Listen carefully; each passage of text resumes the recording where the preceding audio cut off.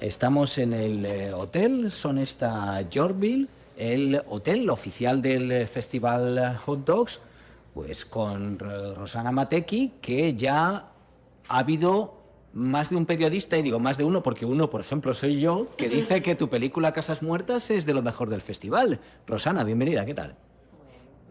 Esperemos que sea un poco más. Tú no te quedas contenta solamente con no, tú solamente- quieres unanimidad. No, solamente con tu audio, ya yo me hace muy, muy feliz. Ajá.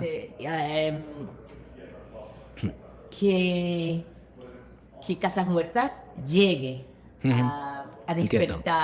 despertar esa sensación de poder, más que entender, empáticamente Sí. convivir con el dolor del venezolano. Ujú.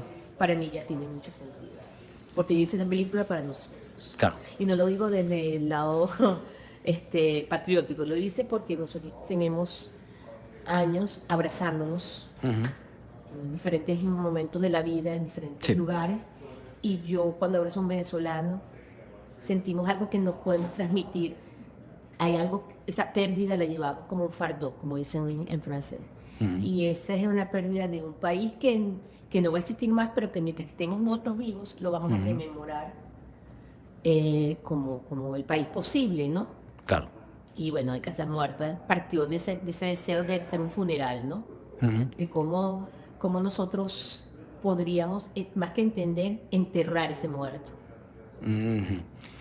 Oye, y precisamente yo te iba a preguntar por el título. Sale de una novela. Sí, una novela importantísima para el venezolano, y un poco para la región, pero Sí. esa novela se escribió en el año 57, que lo escribió Miguel Otero Silva, Ajá. que es el padre de Miguel Enrique Otero, que también es productor ejecutivo de la película, de Casa Anda. Muerta, Ujú. que es dueño del Nacional, uno de los periódicos más importantes del país, que fue exiliado, Sí. Ah, que ahora está desde España funcionando online. Sí. Y Miguel Enrique nos dio amablemente el título, Ujú. porque es el disparo de la película nace un poco desde ese lugar, ¿no? O sea, Casas Muertas es un texto fundacional, ¿no? Para cualquier liceísta venezolano, cualquier bachillerato, ¿no? Entiendo. Y cómo entender que otra vez otros bárbaros. Cómo entender que después de haber estado con llagas y nos habían metido, nos habían mutilado, otra Sí. vez nos venían a sacar los ojos.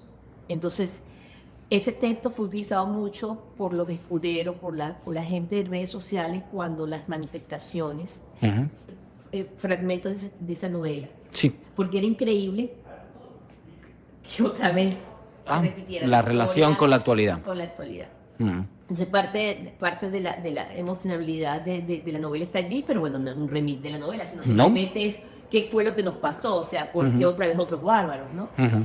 Y en ese pueblo de Potosí, que ahorita conversaba con la otra chica, Sí. que esa fue la primera, yo necesitaba hacer una película sobre el dolor. Ajá. Y cuando yo descubro en las noticias, me recuerdo mucho que Almodóvar siempre dice que él busca Sí. en las noticias. Yo me quedo clavada un poquitico en esto. Y encontré que ese pueblo que estaba inundado hace 30 años, reaparece por el efecto del niño, reaparecen las ruinas de ese pueblo. Entonces, cuando eso aparece, yo allí entendí que a partir de allí yo me iba a contar. Porque decía, bueno, aparece y siempre las ruinas nos anuncian que hubo algo, que existió algo, y que tiene la posibilidad de retoñar de otra forma, de construirse de otra manera. Yo me voy a empezar a explorar desde ese lugar. Y desde ese lugar fue que empezamos, y fue creciendo, la película fue creciendo. Ajá. Por la misma necesidad. Yo cuando empezamos a filmar allí, Sí. dije, no, chicos, aquí no se termina esto. Y es Este es donde, el comienzo, claro, y es donde empieza tu película en sí, pero ya como te dije, pues eso, por WhatsApp en audio, el comienzo de por sí yo ya lo veía valiente, porque digo, vamos a ver, cuando ves la película al completo, desde mi punto de vista, por lo menos es, lo que decías tú, es la película de Venezuela. Para mí es la película que muestra lo que ha ocurrido allí, por lo menos por lo que yo entiendo, y ya sabes que en relación a, bueno, realidades similares que pueda conocer más por Cuba. Pero yo pensaba que ibas a ir, por así decir, construyendo poco a poco, pero empiezas desde el mismísimo dolor que es tener a una persona que ha vivido todo ello, que ya ha estado allí, y hasta hacerlo desde la propia agua. Entonces, ¿cómo seleccionas? Claro, el naufragio es un símbolo del país en sí, ¿no? Yo quería había algo bien importante, no sé si tú lo notas, yo quería realmente, o sea, obviamente mi posición política es muy clara siempre, y ha sido muy clara siempre. De hecho, yo me vengo a Canadá y empezando Chávez, yo nunca le creí ese cuento a ellos. Sí. O sea, y siendo una persona que por muchos años militó en la izquierda, o sea, nunca les creí ese cuento. Porque yo había vivido también el cuento de Cuba, entonces yo sabía cómo es la cosa, ¿no? Sí. No es que me la quiero saber, pero bueno, las vivencias hacen que uno descubre y el desencanto, ¿no? Totalmente. Yo viví el último desencanto cubano, yo creía en eso, pero fue desencanto. Pero entonces, ¿qué pasa? Que yo decía, sí, obviamente yo no sabía que iba a ser tan valiente hablando de películas. Lo descubrí, me ayudaron a lanzarme con esa voz en off, pero ser otro personaje. Sí. Entonces sabía que yo quería hablar de un hecho que, evidentemente, es una tragedia política, pero que sobrepasar esa tragedia política a lo humano. O sea, yo siempre he creído que el cine tiene que superarse a la cinematografía. O sea, y eso que la película es preciosista. O sea, es que desde el principio dices, qué bonito y qué doloroso al mismo tiempo. Yo te puedo decir, para no hablar de imágenes mías, sino de otra película, cuando yo vi la película The Cave, La Cava, la primera imagen, para mí eso es cine, para mí ese es el cine doloroso, que es hermoso pero doloroso. Cuando ves ese bombardeo y tal, tú dices, oh my God, qué hermoso, pero se te paran los pelos y dices, ¡ah! Qué doloroso. Entonces yo sí creo en el cine que supera la cinematografía, que hay una idea que tiene que preservarse en el tiempo, lo digo con mucha humildad. Es un trabajo súper duro porque y lo que yo quería era como dejar claro que sí, hay una posición política, pero que el tema humano, la resiliencia de esa gente, la resiliencia mía, supera el hecho político. Entiendo. De un lado o del otro. Totalmente. Y quería hablar sobre eso, sobre ese venezolano adolorido, pero al mismo tiempo fuerte y resiliente. Y que no es un tema de patria, es un tema de que hay propósitos allí. Y esos propósitos hacen que nos duela. Sí. Que esté pasando todo esto, ¿entiendes? Desde la persona que quiere recuperar Potosí, desde los que están rindiendo homenaje cada día a su hijo, desde el peluquero. No. Su casa, tuviste que esa es la verdadera casa muerta. Esa es la verdadera casa muerta. Totalmente. Lo único que está intacto, con colores, es el cuarto de Juan Pablo. Y ellos están ahorita muy mal también económicamente. Y yo los quiero muchísimo. Ellos fueron muy generosos. Todos fueron muy generosos. Desde Jesús, que es producto de la democracia. Jesús era un muchacho humilde. Y se hizo contable porque la democracia lo permitía, como a mí también. O sea, yo vengo de una clase media baja, o sea, yo no vengo de una clase... Y todo me lo dio Venezuela, con esa democracia. Que existían grandes desigualdades, que existían mucho, pero sí. Por eso se da también el fenómeno de Chávez. Pero el que nosotros entendamos eso no quiere decir que entendamos la destrucción basada en todo eso. Entonces, Venezuela era un país que prometía, todo entraba por Venezuela. O sea, yo soy producto de eso. O sea, yo el Circo du Soleil lo vi en Venezuela, no en Canadá. Fíjate. La primera vez. Porque el festival de teatro traía todo lo mejor del mundo. El teatro de las monedas de Bertolt Brecht, o sea, el teatro del pánico polaco, todo eso lo conocí yo por esa Venezuela de calle, o sea, de que nos daban los libros, todos esos libros, las películas, todo, ¿entiendes?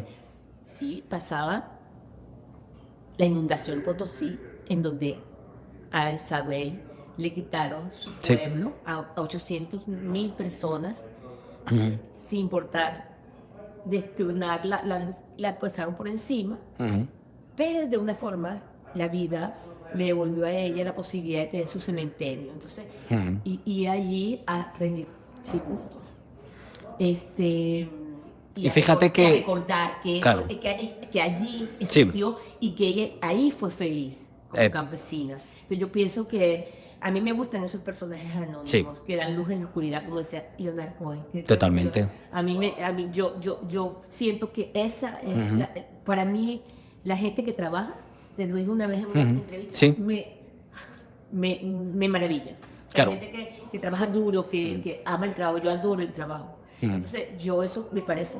Y la gente así, que es ujú. una luz en la oscuridad. Sí, ella da además el ejemplo, incluso en cierto modo la esperanza de poder, Sí. de Ahorita está ese, volando por de ahí, ese ella resurgir. murió este año. Eh, Ahí uno de los productores ejecutivos, que es un hombre maravilloso, que es ujú, un filantrópico, sí, que va a estar acá, Lawrence McAlpin, ujú, me dice, totalmente. está volando sobre Potosí. Pero fíjate que, Ahí vuelve su alma, me digo, ahí volvió. claro, la expresión, no sé si tendríais vosotros, pero en España ya se usa menos, pero antes se usaba cuando algo realmente tenía mucho valor, mucho dinero, es que vale un Potosí.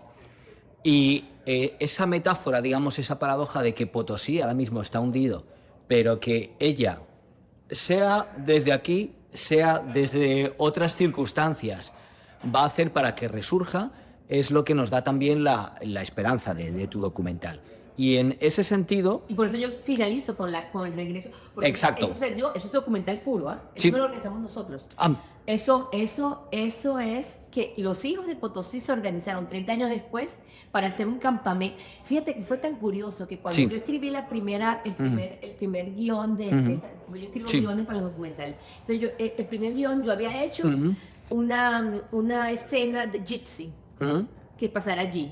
Llevarme a todo el mundo y hacer como una escena de por ahí muchos violines, como un campamento gypsy. Ah, tú lo habías escrito y Eso entonces... pasó, entonces yo me dejé llevar por el documental. No, pero tienes un poco de poder, porque más o menos, ¿eh? Entonces y 5 años Mm, después que esto quedó allí, fíjate, ellos armaron lo que yo imaginé qué bueno, y yo le dije al director de foto, hay que irle a firmar. claro. Porque ese es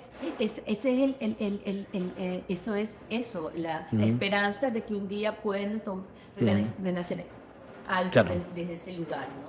Pero, oye, ¿cómo conoces a estos personajes? Porque al fin y al cabo son un total de, digamos, 4 historias, ¿no? Por así decir. Bueno, está también lo que vas complementando tú con la voz en off, pero es como un fresco de Venezuela, de lo que ocurre ahora en Venezuela, y cómo llegas a ellos, cómo los seleccionas, Mira, porque me parece sensacional en ese sentido. yo siento que yo personalmente, Mm, yo busco yo busco algo que sé que voy a encontrar. ajá. Siempre me ha pasado eso, Ah, siempre, ujú, siempre, de la necesidad, o sea, mi necesidad de poder dialogar con ese hecho cinematográfico que me interesa narrar por una preocupación humana, ujú. ¿sabe? Que en este Sí, caso está muy claro que es mi país, sí. mi pérdida y todo.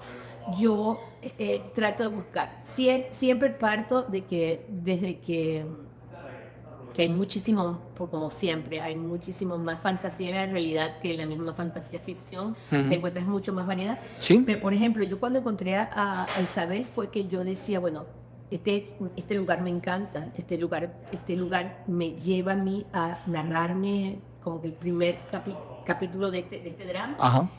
Y empecé a buscar y encuentro que la BBC tiene esta señora, Ah, maravillosa BBC, ¿ah? sí. Digo, o sea, si hay un lugar, BBC, si me quieres contratar, o sea, hay un lugar... Ponemos tu teléfono por ahí. Porque me encanta, esa gente hace cápsula de todo, de todo, de todo. Esa Sí, sí. gente de todo hace cápsula. Entonces, yo agarré y empecé a metí Potosí, Ujú. salió una cápsula de la BBC que se fue para allá a Ah. entrevistar a Isabel. Fíjate. Y a llevarla a llorar a su Mm. cementerio. Sí. Entonces yo agarré y la contacté Y evidentemente empezamos por ahí ese trabajo con Isabel, hasta que yo, 3 días antes que terminamos, porque inicialmente la película era eso. Ajá. O sea, la primera parte de la película Ah. era filmar solamente en Potosí. Y Entiendo. 3 días antes de terminar el rodaje en Potosí, Sí. yo dije, la película, esto no acaba, esto comienza, esto Ah. acaba de comenzar. Mi equipo me dice, ok, mira, aquí no acaba, esto es el germen para comenzar. Y entonces empezamos a evaluar. Sí. Y tuve una encerrona con Ricardo Acosta, que es el editor, que es Sí. una mente, un duende. Sí, al que conocí en la inauguración, en la presentación de prensa. Lo tiene, Un fenómeno. Lo mastica. No, Ricardo de verdad es un ser bastante interesante, como él puede ver. Hay gente que tiene esa visión de ver. Y yo dije, mira, yo tengo una plática aquí, vamos a hacer una encerrona. Me vine para acá, para Toronto, nos fuimos una semana al campo, él con sus gatos, yo con mi perro, con mi hijo, en pandemia. Sí. Nos encerramos con el material que había filmado en Potosí, sabiendo que yo sabía que eso no iba a tener allí. Y él me insistía, bueno, Rosana, puede ser un corto. Y dije, yo no quiero que sea un corto, yo quiero que sea un largo. Y yo sé, ahora él me lo dice, ya sé, ya no tengo por cierto en un canal, pues yo sé lo que yo tengo que decir. Yo sé la necesidad que tengo, yo sé que esto no se acaba en esto es un relatico, ¿no? Esto es más profundo. Y entonces empezamos a narrar los posibles personajes que podrían estar en ese lado para encontrar esa simbiosis, esa unidad que necesitaba. Entonces hablamos empezamos a dividir una mujer que se quedó sola porque el marido lo metió preso y Venezuela pariendo. O sea, empezamos a 1000 cosas y entre ellas salió el cuidador de casas. Ajá. Que era un nuevo oficio. Y entonces yo dije, esto me gusta, esto me hace también un diálogo con Cuba, o sea, el cuidador de estas casas abandonadas, entonces yo tenía la casa muerta, entonces empezamos con esto y fuimos a buscar el cuidador de casas, fue el segundo rodaje. Tuvimos 6 rodajes, 7 para ser, porque 7, una película. Había un chiste en mi grupo, porque yo tengo esta particularidad que mis equipos de rodaje son que se tiran por una ventana por mí, o sea, yo no sé cómo hago, y esto era que yo sabía que íbamos a íbamos, ¿no? Pero el coordinador de producción me decía, se abrió de nuevo la película, se abrió. Y le digo, no, esto se tiene todavía, falta otra cosa. Pero espérate. Y no había más plata, y digo, voy a buscar más plata. ¿Estuvisteis haciendo la entrevista 6-7 horas? ¿Qué? Al cuidador de casas. ¿Fue 6-7 o 6-7 horas buscándolo? No, es como 6-7 horas buscándolo. Te he entendido 6-7 horas. No, sí, 7 rodajes. 7 rodajes. 7 No, es que de momento había entendido horas. Digo, me parece la cercanía y la confesión y la forma en que él se abre. Y, por ejemplo, cuando cuenta cómo empieza a sentirse en conexión con la casa. Los monólogos son muy breves. Tenemos varios, es muy varios monólogos de él. Es de alguien que está escuchando. Él entendió la película. O sea, tenemos unos monólogos al principio, pero yo, por ejemplo, mi trabajo como con ellos son entrevistas, pero son entrevistas que solamente yo intento, siempre me ha pasado eso. Sí. Intento, y con Juana, que era tan difícil, me pasó y lo logré. Tú conoces ese personaje, ¿no? Yo le explicaba a él por qué yo necesitaba, porque él se veía como personaje, me dice, pero ¿quién soy yo? Y eso siempre pasa. Pues es buenísimo, sí. Y yo le decía, es que tú, entonces yo en parte me digo, es que tú eres mi generación, tú eres esto y esto y esto, y le decía, yo quiero que narrenlo en la casa de esta manera, porque él me todo un estudio de ese personaje lo consiguió el chico de casting, que es coordinador de producción, que es Carlos Betancourt, que es un mago que vive en Venezuela. Todo el equipo vive en Venezuela. Todavía. Todo el equipo de rodaje. Y cuando me presentaron varios, y cuando yo conocí a Jesús, dije, Jesús es, porque es como una Alicia en el País de las Maravillas. Él vive rodeado de animales. Él trae el campo de Isabel, la trae a Caracas. ¿Estás entendiendo? Es un personaje noble y bueno. A mí me gustan los personajes nobles y buenos. Pero no por naif, sino que yo siento que que hay muchos más buenos que malos. Entonces yo pienso que narrar, y en Venezuela la gente, no lo digo la gente es muy buena, la gente es muy generosa. Y muestra él además una conexión con, o sea, es al mismo tiempo la imagen de la soledad, pero también del oficio, como él se empeña en que esa casa sea un hogar. Como un buhonero, tú viste cómo él todo lo ordena. Es así. increíble. A mí me encantaba las estampitas, ¿no? Yo tenía mucho Sí. material, pero o sea que todo se desecha. Pero entonces él es un tipo, o sea, Jesús, bueno, al final fue muy duro, muy triste dejarlo. Y él después ahora trabaja en el cine. Él le trabaja con los equipos de rodaje y tal. Sí. Ahorita dejó un poco, pero tuvo un tiempo trabajando porque la gente le tomó cariño, ¿sabes? Claro. Pero él es un tipo, porque él es un tipo que realmente viene te digo, o sea, él viene de la democracia, o sea, él es un muchacho humilde, Sí. que iba a ser sacerdote, Ajá. o un mamero como cualquier venezolano que Sí. adoramos a las mamás. Y él se formó, él tuvo la oportunidad en los años 80 venirse a formarse a Caracas. Se formó y fue contable y adoraba su profesión. Pero después no podía ejercerla porque no le daba ni siquiera para comprarse unos pantalones, como decía, le daba. Sí, sí. Y encontró en esa casa la posibilidad de vivir una vida que nunca pudo vivir. Esa casa era de una gente rica, Sí. que vendía juguetes. De hecho, él empieza a vender juguetes porque encuentra en el depósito los juguetes de Barbie. Sí. Y hay toda esa conexión, ¿no? Pero él es un hombre que narra literalmente el drama del país. Para mí su historia narra realmente Totalmente. la pérdida completa de todo y la calidad del venezolano que todavía no pierde la fe.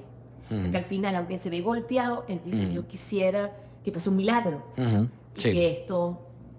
Y bueno, nada, y también me gustan mucho los personajes del campo. Entonces, Sí. me parecía que narrar a Jesús en ese barrio también venido a menos, que ese barrio era un barrio opulento, que se vino a menos, que todas esas casas estaban abandonadas.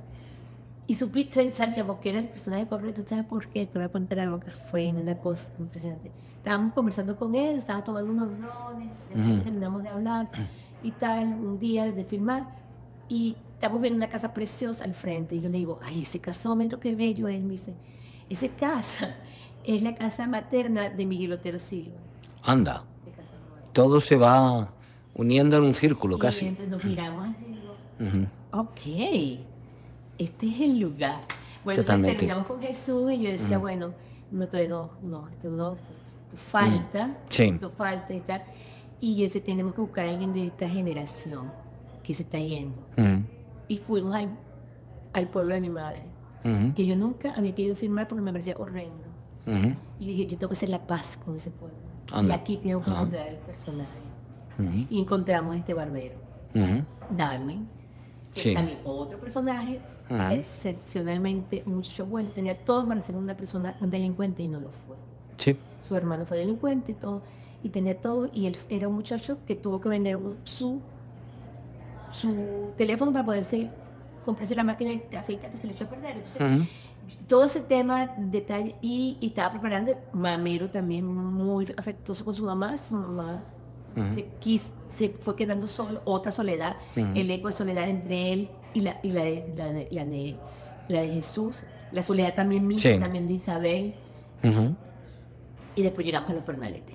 Entonces uno, llegamos al Pernalete como un gesto y dicen, necesito alguien de la protesta, de un muchacho que haya muerto, para poder permitirme la protesta, porque yo no quería meter eso como un proselitismo, yo quería que ese acto fuera épico, Sí.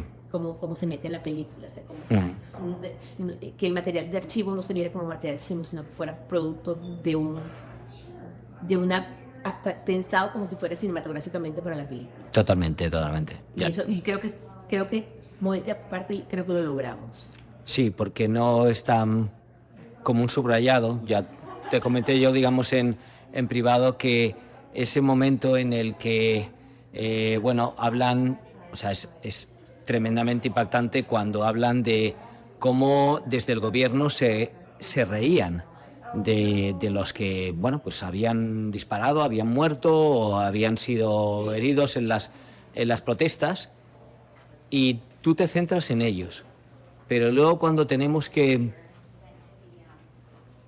conocer unas pinceladas de lo que ha pasado, es en esos reflejos sobre la piscina, detrás de los barrotes, es algo que realmente transmite mucho.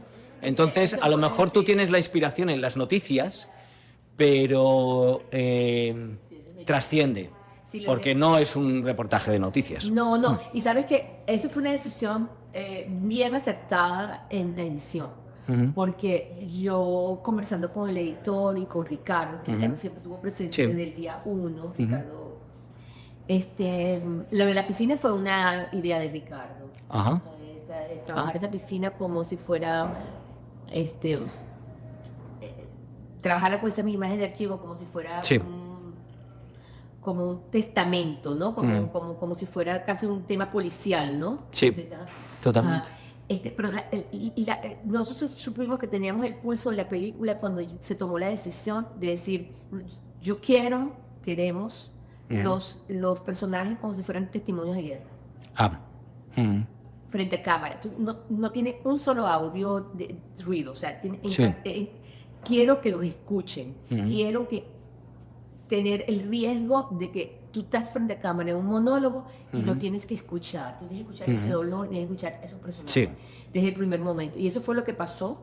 Y después que ya esos personajes están allí, entonces, claro, podíamos comenzar realmente a tejer otras cosas, ¿no?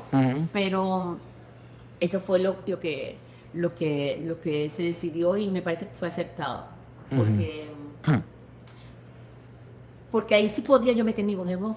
Exacto, pues si no era demasiado pretencioso, ¿me entiendes? Exacto. Decía, porque todo africano tienes que hablar, el film no siente, o sea, uno nunca siente que tiene que hablar, ¿no? Entonces digo, tienes que hablar, Rosana, esto es importante que tú digas lo que tú me has dicho, lo que tienes que decir aquí. Sí. Y digo, no es que te tenga miedo, sino que no me oigo. Me dice, entonces, cuando yo tomo esa decisión, o se toma esa decisión, digo, perfecto. Entonces yo sí puedo entrar. Porque era una coral y porque realmente yo le estaba dando el espacio a los que tenían edad, que eran ellos. Exacto. Sí, no, además, yo te digo que en todo momento te mueves quizás en el hilo, al borde del precipicio, a mi juicio, pero precisamente por eso es una película que llega, por lo atrevida que es y por lo auténtica que es. Pero por eso también imagino que puede dar problemas. Hombre, de momento es la alegría de estar en Hot Dogs, pero ¿cómo hicisteis? Sí. ¿Fue sencillo rodar con un equipo de Venezuela, en Venezuela? Fue muy privado todo. Fíjate que Casa Muerta lo conocías tú porque yo te lo conversé una vez así, pero nosotros no manejamos, ahorita todo el mundo, y esta película, o sea, mucha gente, ¿y de dónde salió esto, no? Sí. Ya, bueno, nos manejamos casi por 6 años en privado. O sea, fue algo, o sea, yo entraba al país a filmar, pero no. ¿Entiendes? O sea, y al estar la gente allí, tampoco era con temor, porque esa película no fue para nada filmada con temor. De hecho, nadie ahí tiene miedo y nadie tenemos tampoco miedo en estos momentos. Tampoco. Pero al mismo tiempo, y no porque no haya una dictadura cruel, la hay. Sí. Pero siempre en esas dictaduras también hay unos espacios y que no censura para crear como un espacio, como lo que pasa en Cuba, o sea, unos espacios allí que dicen, vamos a dejar que esta gente hable para que no crean lo que no somos y son. Claro, que además, fíjate, te iba a decir yo, relacionando lo de Cuba, que hay mucha gente que te dice que viene Cuba, ay no, pero son felices. No, una cosa es que ya te termines tomando tu propia libertad y buscando un espacio para respirar, por el cual tú moralmente vences a los que te están oprimiendo. O sea, es que mira, hasta en las guerras la gente se casa, nace, se enamora y la pasa bien. ¿Estás entendiendo? Entonces, me vas a contar, mi madre nació en pleno bombardeo de la guerra civil. Entonces la gente dice, no, pero es que no pasa. No, sí pasa. Lo que pasa es que, lo está contando mi madre, uno aprende a surfear la ola y a vivir a través de su decisión de quedarse. O sea, por ejemplo, y de vivirlo, porque no todo el mundo se tiene que ir, con ellos, Sí. no todo el mundo se va, No. otros como yo quiero regresar y otros no regresan, pero porque también eso es así, pero lo que se quedan tiene que surfearla. Sí. Tiene que así. Y yo te digo una cosa, si yo tuviese un hijo de 16 años, yo me fuera para Venezuela. Ujú. Te lo digo, pero sin ninguna... Porque ahí está mi propósito. Ahí está mi propósito. Y yo fui inmensamente feliz filmando esta película, a pesar de que esa película es muy dolorosa. Porque yo encontré, o sea, nosotros sí pasamos un duelo. Mira, esa película está llena de lágrimas. Nosotros terminamos de filmar y diferentes generaciones, porque yo Sí. en el fondo es un muchachito de 30 y pico de años, Camilo Paparoni, Oh. que vive allí, y un tipo honestidísimo, y nos abrazamos a llorar, y no sabíamos por qué, pero no lo podíamos explicar. El dolor, el último rodaje Sí. lo financié prácticamente yo, por eso estoy arruinada. Ujú. Porque yo estaba empecinada de que no se había acabado la película. Yo decía, no, aquí falta algo. ¿Dónde quedaron todas? O sea, hace 5 años esto era un campo de guerra. ¿Dónde está todo eso? ¿Dónde están todos esos murales? ¿Dónde están los escudos? Y empezamos a indagar. Entonces, ese país estaba iluminado con una fantasía de Navidad. Ya. Y nosotros buscábamos los testimonios de aquel genuino levantamiento del 2017, Ujú. en donde el país tuvo casi 5 meses en lucha en las calles. Sí. Y empezamos a buscar, y empezamos a ver cómo ellos, la dictadura lo había tapado, pero debajo, si lo pelabas, entonces la misma ciudad nos los regalaba. Nosotros, esas que cuando estaban pintando el Sí. muro, todo ese instrumental puro, nosotros fuimos a filmar la cara de Juan Pablo, que quedaba allí, que lo habíamos visto una noche. Sí. Y en el mismo momento que llegamos, había un tipo pintando el muro, No me digas. tapándolo. No, eso nada. Es- Yo decía, sí. entonces nos abrazamos y lloramos. Claro. Yo estaba pintándome las uñas en una peluquería y yo empiezo a hablar como siempre fui libre en Venezuela, en el momento que no sea libre, Sí. yo dejo de entrar, ¿estás entendiendo? Sí. Y yo le estaba hablándole, ¿qué estás haciendo? Pues estoy haciendo esto. Pero bueno, es un poco privado en el sentido público, opinión pública, pero estoy haciendo esto. Y estoy buscando qué pasa con los escuderos, dónde están ellos. No es que hablamos de eso, pero necesito saber qué pasó con ellos. Los que mataron sabemos, los que se fueron, pero ¿dónde están los escudos? ¿Qué pasa? ¿Dónde quedó todo ese caldo de cultivo genuino? Eso es una cosa que era, sabemos, eso fue muy real, eso fue su género. Sí, perdona, los escuderos que... Los escuderos son los muchachos que salían a la calle a protestar con los Entiendo, escudos. perfecto. Escuderos, discúlpame. Vale. Sí, los escuderos. Sí. Y cuando yo estoy así hablando con la tipa que me está pintando las uñas, que no la conocía, hay una cosa, al lado era como un lugar de tatuaje. Ajá. Y el muchacho me dice, Marco, nunca me acuerdo, me dice, Moltean, y dice, Rosana, discúlpenme, ¿cómo te llamas tu hierro? Y tú, Marco, aquí están. Y se pone aquí, y estaban todas las caras de No. mar, Dios mío. tatuado en la piel. El venezolano lleva tatuado la resistencia en la piel. Fíjate. Y yo dije, esto es lo que yo estaba buscando. Entonces empezamos, ahí no está. Entonces, bueno, grabamos una muchacha que se tatuó a la cara de Neomar y todo, pero no eso salió. Sí. Pero era lo que yo necesitaba para darme a mí la autoridad moral para poder conversar sobre eso. Totalmente. Y eso fue. Y bueno, y los pernaletes, cuando me dijeron, este mural que está aquí, nadie lo puede, está en mi casa, nadie lo puede tapar, nadie lo puede pintar, porque es mi casa. Sí. Porque bueno, todos los murales han sido tapados, ¿me entiendes? Es Claro, complicado. pero esa imagen de ese mural, por ejemplo, es tremenda. Es tremenda. Con ellos ahí delante. Porque, claro, además te muestra la lucha que ellos siguen manteniendo. Sí. Y frente allí mismo, digamos, frente a todo lo que vaya a pasar, da igual, es nuestro hijo, es nuestro homenaje. Conocí a yo no sé cuántos muchachos, resistentes, las Sí. caras, o sea, había un tatuador que es especialista en hacer las caras impresionante. Wow, Nos metimos increíble. en ese mundo que era un documental, Sí, pero, totalmente. pero sí nos sirvió para poder conversar en ese momento, porque yo estaba segura que yo quería llegar a un lugar de luz, Ujú, a claro. la película. Sí. Pero no tampoco por naif, sino que yo sabía, porque yo conozco el talante venezolano, Ujú. y el venezolano tiene, ¿cómo se dice? Algo que tiene que ver con orgullo. Hay el venezolano le interesa, no, el venezolano se narra como valiente. Ujú. O sea, nosotros somos personas que no valoramos mucho la valentía. Sí. La valentía. Y no es, gratis que todo esto haya pasado, porque si tú lees lo que nosotros leemos cuando estamos pequeños, Lanzas Coloradas, Doña Bárbara, Casas Muertas, o sea, son novelas de valentía. Y entonces Entiendo. admiramos mucho a la valentía. Entonces, yo sí quería dejar dicho que sí fuimos derrotados, y quería dejar dicho que sí fuimos derrotados, y dejarlo claro que sí, Sí. hemos ido varias veces y seguimos, pero que eso no es una debilidad. Seguimos siendo resilientes y seguimos pensando que podemos en algún momento lograrlo. Desde luego. Entiendo yo que es parte del mensaje que llega de la película, pero Sí, porque aparte... Sí. lo creo porque lo vivo por mi madre, lo vivo con mis amigos, porque lo creo, porque siento que algún día vamos a poder sacarlos, pues, o sea, poderlos. Sí, parte de ello puede ser la propia... Justicia, hacer justicia. Exacto. Yo siempre he dicho, o sea, cuando se le haga justicia a los caídos, cuando se le haga Sí. justicia, cuando a mí empiezan a decir, por ejemplo, en México, que le hacían mucho Sí.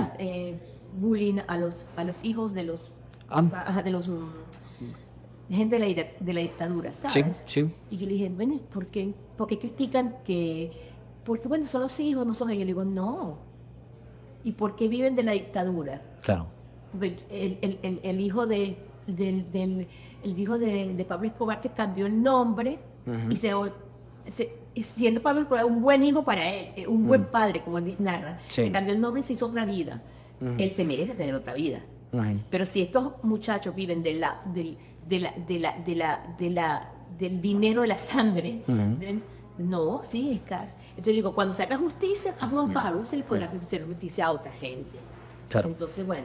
No, y como ocurre en tantas gentes y tantos casos que viven de la dictadura y que han vivido bien y que han vivido a costa en muchas ocasiones de quedarse con las ilusiones del pueblo. Sí, ¿no? Porque nos vendían además que, ay, nosotros es que somos de una dictadura, de una izquierda y os vamos a dar el sueño de estar todos iguales y demás, y no, al final han sido unos privilegiados los que han aprovechado todo eso y los que han esquilmado Por el supuesto. país. Yo siempre he sido muy, y no es que quiero ser ¿cómo te digo? No es que quiero no quiero hacer un proceso de inquisición, ¿sabes?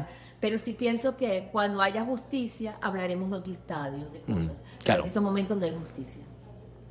En Hay ese, preso político y preso de conciencia en Venezuela. en ese sentido, como te decía, parte de ese proceso puede ser tu película, Casas Muertas. Se presenta en Hot Dogs, que es uno de los festivales, y creo que además ahora va a tener un renacer también, fíjate, en Hot Dogs, después de todo el tumulto que hubo el año pasado. Creo que... Creíamos que íbamos a perder Hot Dog, ¿no? Madre de Dios, el año pasado... No, pero no puede ser, porque aquello no era una revolución, era ficharon a una persona que en 2 meses todo el mundo se quería ir, por favor, digo, ¿esto qué pasaba aquí? Yo te digo, no sé, yo estoy feliz que Diana esté en la cabeza de Hot Dog ahorita. Y sí, De verdad. va a haber un buen cambio, Yo creo que es un buen paso. Gente, ¿sabes? Es un buen paso. Pero aparte de la presentación en Hot Dogs, ¿se tendrá que ver tu película por todo el mundo? ¿O... Tenemos dos, A ver. pero no puedo decirles. Vaya por Dios. Y no hay nada que puedas decir. Bueno, Yo todo lo puedo decir, pero esto es que me meto, o sea, porque el anuncio, si eso sale después del 10, sí. del 10 de mayo. No, esto lo vamos a sacar enseguida, Rosana. Tengo para mí el festival más importante de todos, que va a pasar en el lugar de donde es, y Y el estreno europeo también va a ser en un lugar muy chévere, muy especial. O sea, que se va a ver. La película se va a ver. No. Mira, fíjate que yo... Hay que estar atentos. Y además también va a haber una página web que hay que estar ahí atentos, hay que estar siguiendo mucho. Tú también eres activa por redes y demás. Esto va a haber aquí movimiento, ¿no? Sí. Sí, no. De hecho... O sea, Casas Muertas va a ser una película muy viva. Yo, Es lo que podemos decir. Eso no me acuerdo. Sí, va a ser muy viva. ¿Y tú sabes por qué? ¿Por qué va a ser viva? Porque nosotros queremos visibilización. Y yo creo que hay una necesidad de visibilizar esta película muchísimo. Sí. Para que vean lo que está dentro, ¿no? De todo esto, ¿no? Y es como y que la tomen como un acto de resistencia, de resiliencia, ¿sabes? Sí.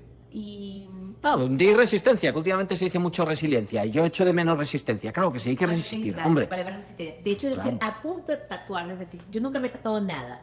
Pero tú te has ido a Venezuela y has visto lo de los tatuajes y ahora te quieres tatuar todo. No. Dijimos ahorita que si vamos a hacer, Sí. si vamos a estrenarla donde la vamos a estrenar, de repente no vamos a poner la palabra resistencia. Ah, bien. No, pero no, sí, la idea es que y también hacerle honor un poco, y también rendirle como, y fue un valiente esta gente, Sí. estar en la película. Y yo nunca les mentí, porque a mí es un tema ético que me parece muy importante. Pues yo, bueno, que me arriesgue yo, que es otra cosa. Sí. Y que se arriesgue. Pero yo sí a todo el mundo y le hablé, o sea, hasta dónde íbamos a llegar con esta película. Entiendo. Sí, para que sepan un poco cuál es el riesgo de aparecer en ella. Yo queriendo ver esa película, cónchale, de verdad. Mira, los últimos momentos de Isabel, de hecho, su familia es muy allegada a nosotros, porque yo Sí. tengo ese problema que no me tengo, a Mike Tyler le pasa lo mismo que a mí, y a mí me cuesta mucho separarme de los personajes. Sí. Se me hacen mis amigos, entonces pues no me alcanza el tiempo, ¿sabes? De seguir. Y con Isabel sí, la perdimos y Isabel se quedó pendiente de verla y creo que lo que vamos a hacer es que vamos a hacer una exhibición en Potosí, Qué bueno. en el pueblo de Potosí. Eso sería importantísimo. Importantísimo. Ajá. Y de cara al futuro, ¿hay más proyectos? ¿Algo que puedas contar? Esto, Juana, Bacallao. Ya terminé, o sea, hasta la muerte, ¿eh? Me acompañaste a la muerte, a Juana. Sí. Y bueno, ya está todo filmado. Lo que estoy esperando ahorita es estamos en los fondos. Es un documental que tengo 10, ¿tú me cuántos? 13 años filmando. Caramba. Pero tuvo una interrupción, ¿no? ¿Te Sí, acuerdas? sí. Y que es sobre una diva cubana, que fue la reina del cabaret cubano, pobre, negra, analfabeta, y fue Juana Bacallao. Se hizo un personaje serio, se llamaba Juana Bacallao, criticado por unos, amados por otros. Y cuando yo vi eso, había un poder también en ese trabajo de una mujer que llegaba a las 4 de la mañana, se quitaba la peluca, lavaba el cuarto, aromatizaba todo, se comía un steak a las 6 de la mañana y volvía otra vez a la faena, y tuve esa escena, de esa mujer que fue la diva de Tropicana, ¿no? También. Ahí tienes unas imágenes poderosas. Rosana, Y ¿cuándo...? Cuba destrozándose, así, cayéndose en pedazos. Y ella se quedó ciega al final y decía, no puedo ver y no podía ver aquello, ¿no? Entonces hay todo también, todo la retórica. ¿Cuándo volvemos entonces para Cuba, para Venezuela? ¿Cuándo volvemos a pasar por allí? Por allí, ya te voy a contar, pero eso te lo cuento detrás de cada... Cuando le dé el stop, ¿no? De momento, por donde sí podemos pasar es por Venezuela, gracias a ti. Festival de Cine Ay, Hot Dogs. gracias, Estar pendientes también que va a haber más festivales, más noticias. No, y vean Casas Muertas y de verdad que como recorran un poco, porque yo siento, bueno, todo el tema inmigratorio, ¿no? Sí. O sea, un país que ha partido la cuarta parte de su población. Y no estoy contada yo, ¿no? Que yo me fui antes. Ya hablando del 2017 hasta la actualidad, 8 millones de personas han, con un bultico detrás, se han ido sin destino alguno, o sea, sin saber a dónde se van a parar. Es desgarrador. Un país que sin guerra anunciada se va vaciando por sus fronteras. Y algo está pasando, ¿verdad? Totalmente. Pues para saber lo que pasa en esas casas donde hay mucha vida todavía, aunque las casas estén muertas, hay testimonios de mucha vida. Tenemos tu película, Rosana. Gracias por seguir filmando y estaremos pendientes de todas tus noticias. Sabes que te seguimos. Y ahora le voy a dar el stop, pero me voy a enterar de más cosas que ustedes, si se quieren enterar, pues hay que seguir conectados. Gracias, Rosana.